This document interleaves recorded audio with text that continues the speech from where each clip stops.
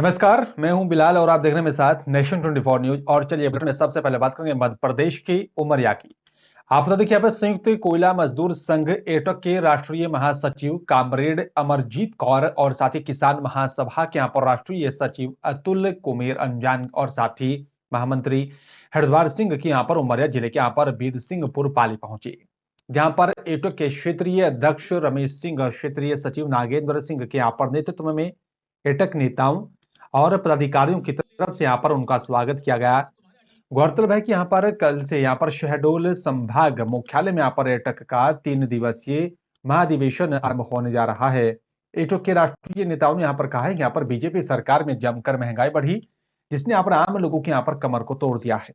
साथ ही उन्होंने यहाँ पर कहा है कि बीजेपी राज्य में यहाँ पर निजीकरण को भी बढ़ावा मिल रहा है। 28 और 29 मार्च को राष्ट्रीय सरकार का आह्वान किया देश के मजदूर संगठनों ने। भारतीय कम्युनिस्ट पार्टी ने फैसला लिया है, दूसरे वामपक्ष पार्टियों ने भी फैसला लिया है और दूसरी पार्टियों से भी गुजारिश की जा रही है कि वो इस हड़ताल का समर्थन करेंगे।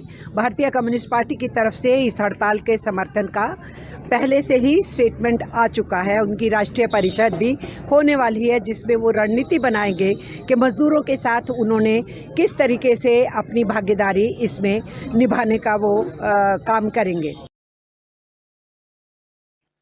और सिवनी जिले के यहाँ पर जिला पंचायत सदस्य वार्ड क्रमांक 2 के यहाँ पर किसानों और साथ यहाँ पर प्रतिनिधि की तरफ से यहाँ पर पेंच सिंचाई परियोजना से हरदुआ नहर के यहाँ पर मंडवा जोगीवाड़ उप वितरक नहर का भी कार्य चालू करवाने के बाबत यहाँ पर कलेक्टर महोदय जिला सिवनी के जो है तरफ यहाँ पर माननीय मुख्यमंत्री के नाम ज्ञापन सौंपा है।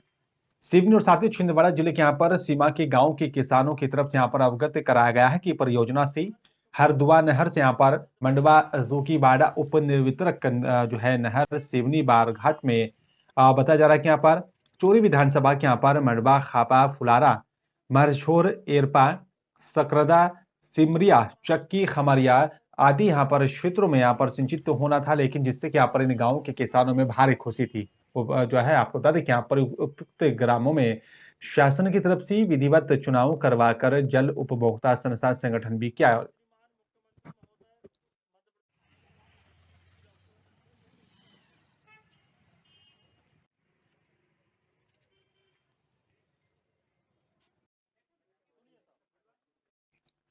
और चलिए बात कर लेते हैं झाबुआ की। आपको बता दें कि यहाँ पर मध्य प्रदेश के झाबुआ के छोटे से गांव रंभापुर के यहाँ पर रहने वाले रोशन के माता पिता यूक्रेन और साथ यहाँ पर रूस के बीच चल रहे युद्ध के बाद परेशानी नजर आ रहे हैं।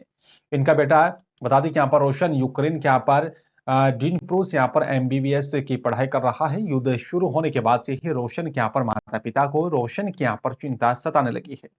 छोटे से गांव के रहने वाले यहाँ पर रोशन के माता पिता प्रधानमंत्री नरेंद्र मोदी और साथ यहाँ पर प्रदेश के मुख्यमंत्री शिवराज सिंह चौहान से अपने बेटे को सकुशल भारत लाने के लिए गुहार लगा रहे हैं।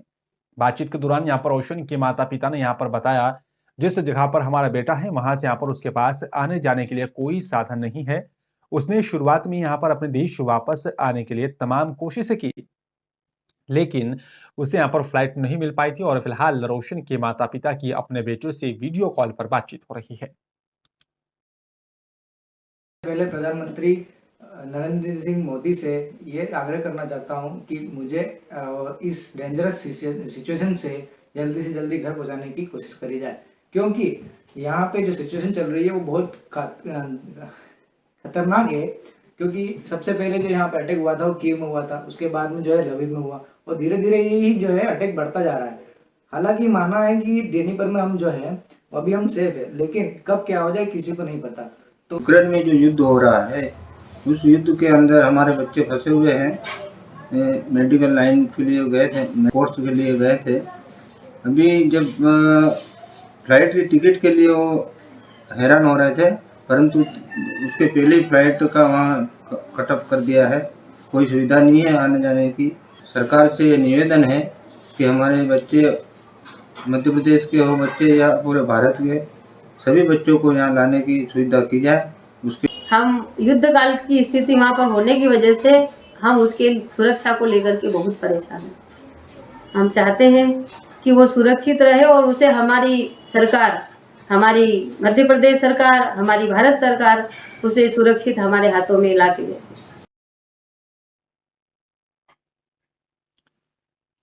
और इस खबर पर ज्यादा जानकारी के लिए दशरथ हमारे संवाददाता फोन लाइन पे जुड़ गए हैं। दशरथ, यहाँ का भी एक लाल जो है यूक्रेन में फंसा हुआ है, क्या कुछ ताजा अपडेट मिल पा रही है? हाँ जी, बिल्कुल मलिक साहब, बताना चाहूंगा मैं जो है झाबुआ जिले के रंभापुर गांव का जो रोशन रातला का जो लड़का है, जो यूक्रेन में एमबीबीएस की पढ़ाई कर रहा था, जो जिसको जहाँ युद्ध शुरू हो गया, जिसको लेकर उसके माँ बाप यहाँ बहुत चिंतित है, जिसने सरकार से गुहार लगाई है कि उनके बच्चों, उनके लड़के को सुरक्षित यहाँ लाया जाए। जी बिल्कुल, लेकिन अगर आपकी यहाँ पर उस परिवार से बातचीत हुई हो यहाँ पर दशरथ, तो उनका क्या कुछ कहना है, किस तरह का आश्वासन जो है शासन प्रशासन से मिला है? जी बिल्कुल, यहाँ पर जो कलेक्टर सीएम साहब ने जो हेल्पलाइन नंबर जारी किया है कि जो जिसका भी लड़का यूक्रेन में फंसा हुआ है, वो बिल्कुल सीएम साहब की सीएम हेल्पलाइन पर फोन कर हेल्प ले सकता है। तो उन्होंने भी ऐसा ही करा है, उन्होंने भी सीएम से हेल्पलाइन पर फोन कर सरकार से पूरी मदद मांगी है कि उनके लड़के को सुरक्षित यहाँ लाया जाए। और बातचीत में उन्होंने बिल्कुल हमारे से हमको बताया उन्होंने कि हमारे बालक को सरकार पूरी तरह से लाने में मदद करेगी और कर रही है, बस यही हमें आश्वासन है। बिल्कुल। दशरथ, अगर आपकी यहाँ पर पीड़ित परिवार से बातचीत हुई हो, क्या उनकी वहां पर रोशन से बात हुई है? क्या कुछ अभी उसे वहां पर क्या परेशानी हो रही है, खाने पीने की भी व्यवस्था है या नहीं है? जी बिल्कुल, अभी रोशन ने उनके मम्मी पापा से वीडियो कॉलिंग से बात करी, उन्होंने एक वीडियो भी जारी करा उन्होंने कि यहाँ पर उनकी स्थिति वास्तव में थोड़ी गंभीर स्थिति है, उनकी खाने पीने में थोड़ी व्यवस्था नहीं हो पा रही है, वो वहाँ पर घबरा भी रहा है। लेकिन फिर भी माँ बाप ने उनको आश्वासन दिया है कि हम भी पूरी कोशिश कर रहे हैं, सरकार भी पूरी कोशिश कर रही है आपको लाने की, और पूरी कोशिश में हम भी लगे हुए हैं, ऐसी बात उन्होंने की है। चलिए, शुक्रिया आपका दशरथ साझा करने के लिए। तो आपको बता दें कि यहाँ पर जो है इस पूरे मामले को लेकर सरकार और प्रशासन जो है वो कदम उठा रहा है, और साथ ही आपको बता दें कि यहाँ पर जिस तरीके से अब सरकार ये कदम उठा रही है, सभी यहाँ पर भारतीय छात्रों को वापस लाने को लेकर कदम उठाया जाए, और साथ ही एयर इंडिया की फ्लाइट भी जो है यूक्रेन पहुंच चुकी है।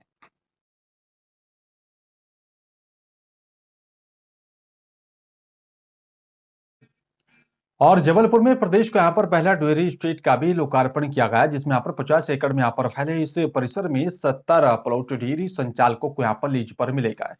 मुख्य अतिथि के तौर पर यहाँ पर लोक निर्माण, कुटीर एवं ग्रामोद्योग मंत्री गोपाल भार्गव और साथ ही यहाँ पर पशुपालन एवं डेयरी मंत्री प्रेम सिंह पटेल की अध्यक्षता में लोकार्पण किया गया है।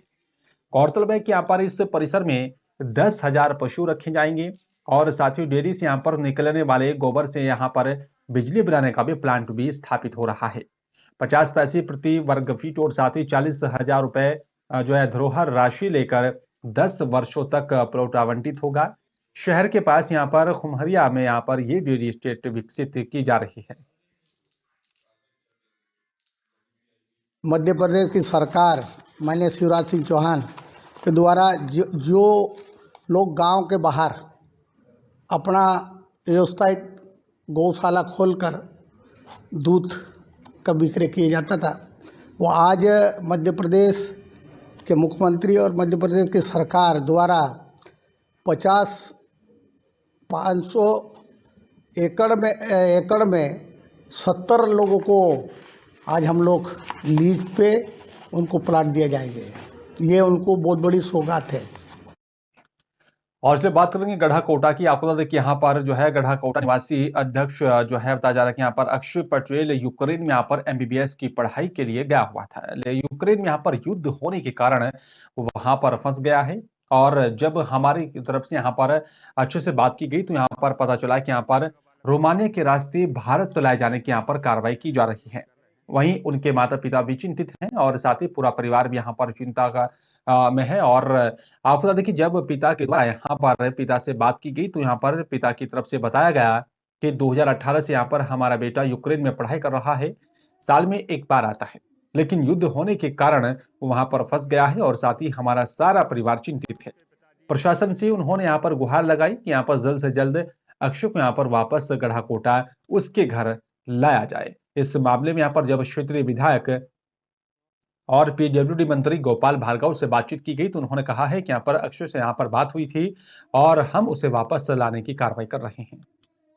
मेरा बालक अक्षय 2018 में एमबीबीएस की पढ़ाई करने यूक्रेन गया था, तो प्रतिवर्ष आता है लेकिन अभी नहीं आया है और वहाँ युद्ध चालू है। और जो बालक ने गुहार लगाई थी कलेक्टर साहब के पीए नेमा जी से बात हुई थी, जो उन्होंने आश्वासन दिया बालक को कि जल्दी से ही वापस भारत ले आएंगे। अच्छा, यूक्रेन में ही। तो आने क्या कर रहे हो वहाँ? MBBS कर रहे हो? हाँ, हम लोग आने का तो हम लोग रोमानिया में ट्राई कर रहे थे। रोमानिया बॉर्डर पे यहाँ से सबसे पास में पड़ता है। अच्छा, हाँ, 400 किलोमीटर दूर है, तो वहाँ यहाँ से बस वहीं पे जाने का कर रहे थे। तो रोमानिया में कोई व्यवस्था है भराने की? हाँ, वहाँ पे बात हुई थी काउंसलर से। जी, जी। उन्होंने बोला था कि आपके पास कुछ नहीं हो, और एक ही बार बात हुई थी, तो उसके बाद उन लोगों ने हमारे डॉक्यूमेंट्स वगैरह मांगे थे, तो वो डॉक्यूमेंट सेंड किए थे। फिर अभी फोन अटेंड नहीं कर रहे हैं, अच्छा, और ना ही कोई रिस्पॉन्ड आया उनका। अच्छा। तो अभी कोई दिक्कत तो नहीं ना तुम्हें? अभी यहाँ पर तो कोई दिक्कत नहीं, अभी तो सेफ है यहाँ पर, बट आगे का पता नहीं कैसे क्या है।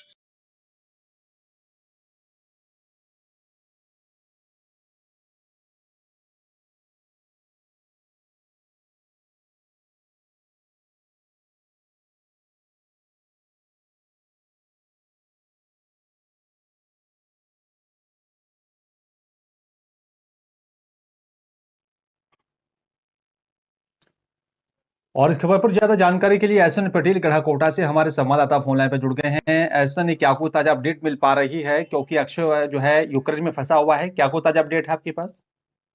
जी जी, अभी तो अपडेट यूं ही कहें कि अभी मंत्री गोपाल भार्गव से उस लड़के की बात हुई है, और उन्होंने जानकारी दी है कि वो जहां भी है तो सुरक्षित है, और उसको प्रयास किए जा रहे हैं यहाँ भारत लाने के लिए। तो क्या आपकी अक्षय के परिवार से बातचीत हुई है? किस तरह की चिंता में है? किस तरह से उनकी सरकार और प्रशासन से मांग है?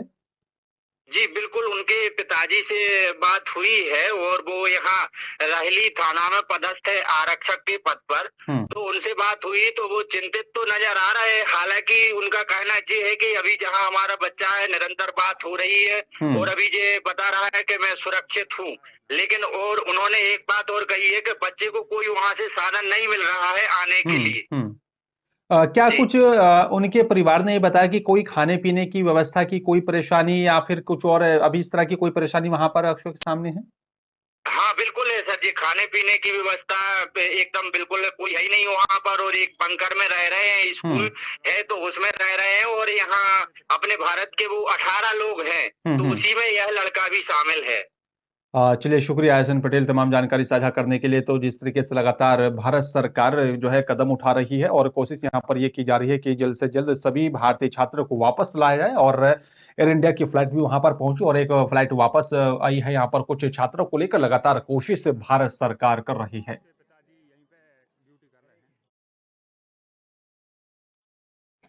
यूक्रेन के ताजा हालात को यहां पर देखते हुए अब उन परिवारों की भी यहां पर चिंता बढ़ने लगी है जिनके बच्चे वहां पर ऊंची तालीम हासिल करने के लिए पहुंचे हुए हैं।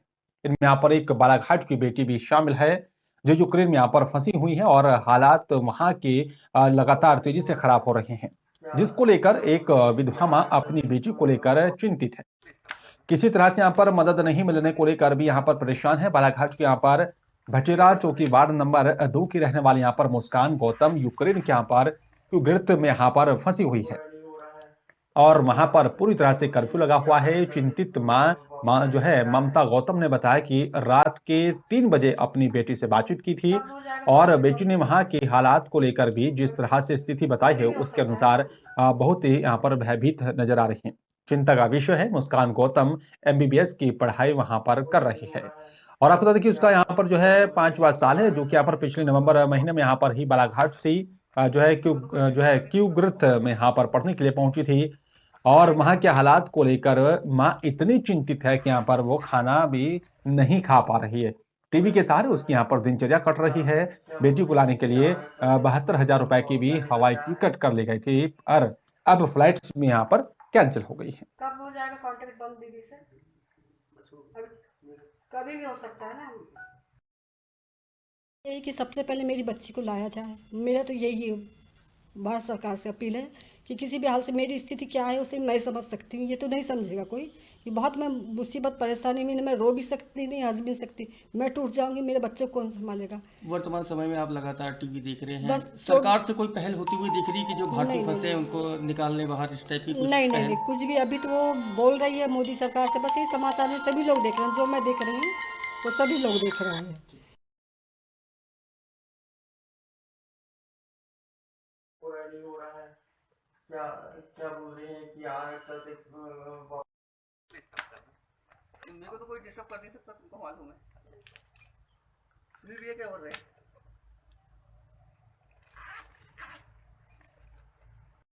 हो रहा है, क्या क्या बोल रहे हैं कि आज तक वापसी आने का क्या है? कब हो जाएगा कॉन्ट्रैक्ट बंद दीदी से? कभी भी हो सकता है ना।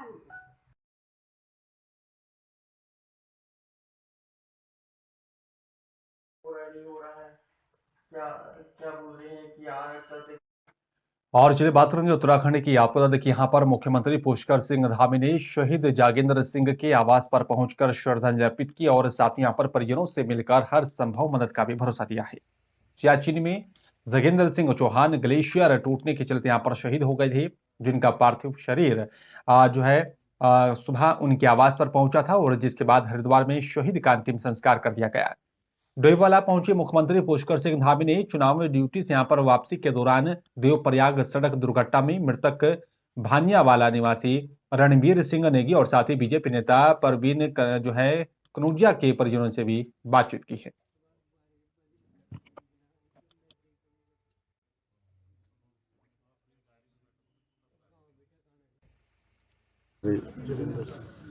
हवलदार जगेंद्र सिंह चौहान का दुर्गति को प्राप्त हुए हैं और हम परिवार के साथ हैं और हमारे पूरे उत्तराखंड हमारी वीरभूमि है और हमेशा शहीदों को हम याद करते हैं, नमन करते हैं, हमारी स्मृति में रहेंगे और हमेशा आने वाली पीढ़ियों की भी स्मृति में रहें, उसके लिए भी हम कुछ न कुछ निश्चित रूप से हम आगे करेंगे, जिससे कि आने वाले जो हमारे नौनिहाल हैं, हमारे बच्चे हैं, हमारी युवा पीढ़ी है, सब उनसे प्रेरणा लें और देशभक्ति का जो जज्बा हमारे यहाँ है वो और प्रखर हो।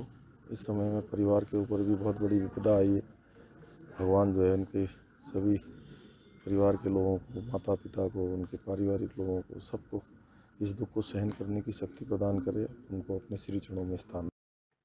और आज पुलिस कार्यालय रोशनाबाद में यहाँ पर एक पुष्प वाटिका बनाई गई है, जिसका नाम मां गंगा वाटिका रखा गया है और इस वाटिका का यहाँ पर एसएसपी हरिद्वार डॉक्टर योगेंद्र सिंह रावत की तरफ से शुभारंभ किया गया है। एसएसपी ने कहा है कि यहाँ पर इस वाटिका का सुझाव पीआरओ विपिन कुमार पाठक ने दिया था, जिसके बाद सभी पुलिसकर्मियों को यहाँ पर सहयोग से इस वाटिका को बनाया गया। पर्यावरण संरक्षण को लेकर पुलिस महकमा भी अपना अहम योगदान निभा रहा है। पर्यावरण संरक्षण में लगातार बढ़ चढ़कर हिस्सा लिया जा रहा है, जिसके चलते रोशनाबाद स्थित पुलिस कार्यालय में पुष्प वाटिका बनाई गई, जिसमें यहाँ पर कई प्रजातियों के यहाँ पर फूल और सादे पौधों को भी लगाया गया है, जिससे कि वातावरण प्रदूषण से यहाँ पर मुक्त हो सके और फूलों की खुशबू यहाँ पर वातावरण को महका सके। वरिष्ठ पुलिस अधीक्षक डॉक्टर योगेंद्र सिंह रावत ने यहाँ पर कहा है कि पर्यावरण संरक्षण को लेकर क्षेत्र की जनता को भी इसी प्रकार से छोटा छोटा योगदान करके आसपास में पौधे और तरह तरह की प्रजातियों के पौधे यहाँ पर लगाना चाहिए। पुलिस ऑफिस के सामने जो खाली जगह थी वहाँ पर एक फूलों की वाटिका बनाई गई है, जिसमें कि सीजनल अनेक प्रकार के फूल यहाँ पर हैं, जिनमें डहेलिया, गुलाब, गेंदा और पॉपी, जो कई प्रकार के आपको यहाँ पर फूल मिलेंगे। और जहाँ इन फूलों से एक और पर्यावरण को बचाने की ओर जो संदेश जाएगा, जो फूलों की वैरायटीज़ हैं, एक जो बायोडाइवर्सिटी है, इसको मेंटेन करने के लिए ये चीज़ें जहाँ एक तरफ ज़रूरी हैं, दूसरी तरफ ये आंखों को एक सुकून देने वाला और मन को शांति देने वाला भी है। पुलिस को आमतौर पर एक शुष्क डिपार्टमेंट माना जाता है, लेकिन ये यहाँ पर इस धारणा को बदलने के लिए है कि नहीं, पुलिस में भी ऐसे लोग हैं जो सौंदर्य के पारखी होते हैं और जो पॉजिटिविटी और अच्छी चीज़ों को प्रोत्साहित करते हैं। और इस खबर पर ज्यादा जानकारी के लिए रामगोपाल वर्मा हमारे उत्तराखंड प्रभारी फोनलाइन पर जुड़ गए हैं। रामगोपाल, पुष्प वाटिका का एक यहाँ पर आयोजन किया, जिसका एसएसपी ने उद्घाटन किया है, तो क्या कुछ मुख्य उद्देश्य है? बिल्कुल देखिए, डॉक्टर योगेंद्र एसएसपी और डीआई कहीं ना कहीं इनके द्वारा ये पुष्प वाटिका का जो शुभारंभ है वो किया गया है। पीआरओ विपिन कुमार पाठक ने इसके बाद कहीं ना कहीं पुलिस कर्मियों को सहयोग से ये वाटिका बनाई गई है। कहीं ना कहीं सुंदरता को देखते हुए जिस तरीके से एसएसपी कार्यालय के बाहर ये कहीं ना कहीं प्रदूषण वातावरण में प्रदूषण से मुक्त रहने के लिए कहीं ना कहीं एक पहल की गई है पुलिस के द्वारा। जी बिल्कुल राम गोपाल, एक अच्छी पहल है, शुरुआत अच्छी है, संदेश भी अच्छा जा रहा है। अगर इसी तरीके से आगे भी और भी तमाम विभाग अपना कदम उठाएं, जनता का भी सहयोग मिले तो कितना लाभकारी साबित हो सकता है। बिल्कुल देखिए, कहीं ना कहीं जिस तरीके से आज यदि हम देखें क्योंकि वातावरण को लेकर, क्योंकि पेड़ पौधे की जो प्रजातियां हैं वो लुप्त होती जा रही है, तो कहीं ना कहीं उसी को लेकर एक अच्छी पहल है। और लोगों से भी अपील की गई है, जनता से भी अपील की गई है कि अपने आसपास ज्यादा से ज्यादा पेड़ पौधे लगाएं ताकि जो वातावरण है वो शुद्ध रहे और हरा भरा रहे। जी चलिए, शुक्रिया आपका राम गोपाल तमाम जानकारी साझा करने के लिए। तो अच्छा कदम ये उठाया जा रहा है प्रशासन की तरफ से, और अगर इसमें हम सब यहाँ पर अपना सहयोग दें तो कहीं ना कहीं ये कदम बड़ा लाभकारी साबित हो सकता है।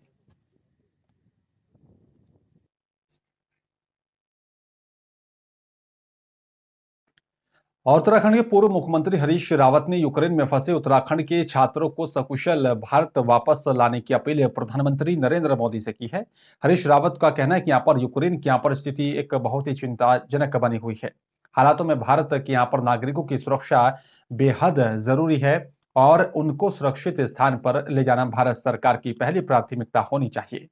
उत्तराखंड के कई छात्र यूक्रेन में फंसे हुए हैं और उनके परिजन काफी चिंता में हैं। ऐसे में यहाँ पर छात्रों के पास पैसे नहीं और ना ही यहाँ पर खाने पीने की पर्याप्त साधन है। भारत सरकार उनसे बातचीत कर किसी भी तरह से वहां से सभी छात्रों को वापस लाने का काम करे। यूक्रेन की स्थिति बहुत चिंताजनक है।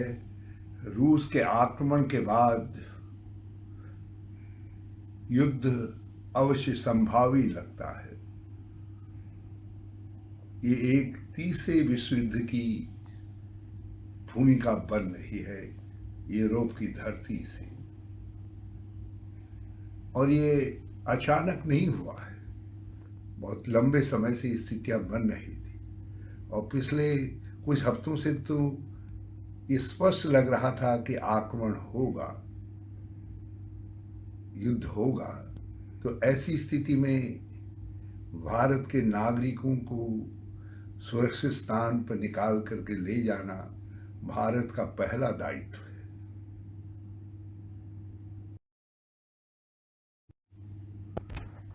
यूक्रेन की स्थिति बहुत चिंताजनक है। रूस के आक्रमण के बाद युद्ध अवश्य संभावी लगता है। ये एक तीसरे विश्व युद्ध की भूमिका बन रही है यूरोप की धरती से, और ये अचानक नहीं हुआ है, बहुत लंबे समय से स्थितियां बन रही थी। और पिछले कुछ हफ्तों से तो स्पष्ट लग रहा था कि आक्रमण होगा, युद्ध होगा। तो ऐसी स्थिति में भारत के नागरिकों को सुरक्षित स्थान पर निकाल करके ले जाना भारत का पहला दायित्व है। यूक्रेन की स्थिति बहुत चिंताजनक है। रूस के आक्रमण के बाद युद्ध अवश्य संभावी लगता है। ये एक तीसरे विश्व युद्ध की भूमिका बन रही है यूरोप की धरती से, और ये अचानक नहीं हुआ है, बहुत लंबे समय से स्थितियां बन रही थी। और पिछले कुछ हफ्तों से तो स्पष्ट लग रहा था कि आक्रमण होगा, युद्ध होगा। तो ऐसी स्थिति में भारत के नागरिकों को सुरक्षित स्थान पर निकाल करके ले जाना भारत का पहला दायित्व है। यूक्रेन की स्थिति बहुत चिंताजनक है। रूस के आक्रमण के बाद युद्ध अवश्य संभावी लगता है। ये एक तीसरे विश्व युद्ध की भूमिका बन रही है यूरोप की धरती से। और ये अचानक नहीं हुआ है, बहुत लंबे समय से स्थितियां बन रही थी और पिछले कुछ हफ्तों से तो स्पष्ट लग रहा था कि आक्रमण होगा। और चलिए बात करेंगे अब बक्सर के सिडकुल क्षेत्र की, जहां पर एक शराब को लेकर यहां पर 10 रुपए को लेकर जो है मामूली सी बात पर ही यहां पर जमकर जो है वाद विवाद हुआ है। साथ ही आपको बता दें कि यहाँ पर जो है सिडकुल क्षेत्र की रावली महदूद में यहाँ पर देशी शराब की कर्मचारी की तरफ से यहाँ पर ग्राहकों के साथ मारपीट की गई और बताया जा रहा है कि यहाँ पर ऐसे ही जो है एक ग्राहक का कहना है कि यहाँ पर 10 रुपए की वजह से यहाँ पर देसी शराब की कर्मचारी ने ग्राहक को दुकान से बाहर निकलते ही मारना शुरू कर दिया था। मौके पर देशी शराब के ठेके पर पुलिस ने पहुंचकर मामले को शांत कराया और दोनों पक्षों को यहाँ पर थाने लाकर मामले की जांच में जुट गए थे।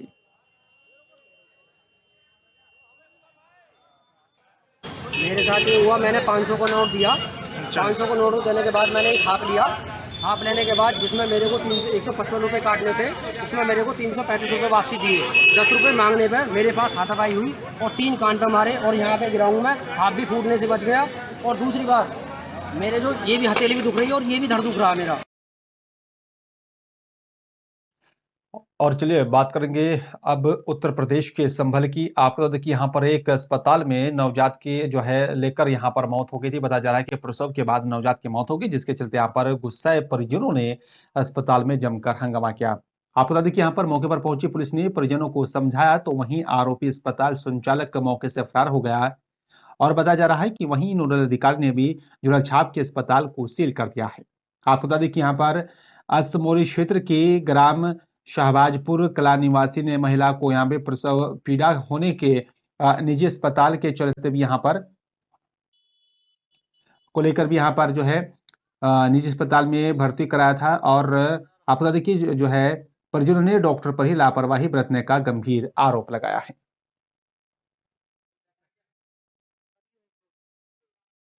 में एक महिला की डिलीवरी हुई, डिलीवरी के बाद इस बच्चे की मौत हुई है, उसी के सिलसिले में इसे सील किया गया।